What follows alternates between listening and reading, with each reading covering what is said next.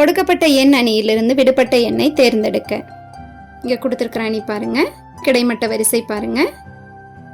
மூன்றாவது வரிசையில ஒரு எண் விடுபட்டிருக்கா. முதல் வரிசை எடுத்துக்கலாம். ஸ்கொயர் பண்ணி இரண்டாவது எண்ணை 2ஆல வகுத்துருங்க, இதோட பெருக்கிருங்க. முதல் வரிசை எடுத்துக்கலாம். 3 ஸ்கொயர் 9. இரண்டாவது எண்ணை 2ஆல வகுத்துருங்க, 3, இதை பெருக்கினா 27 கிடைக்குதா. இதே அமைப்பை இரண்டாவது வரிசைக்கும் செக் பண்ணலாம்.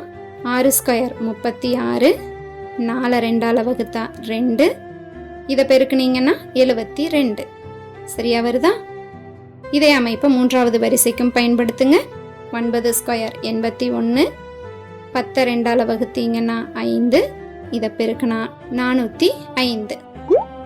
எனவே விடுபட்ட எண் 405.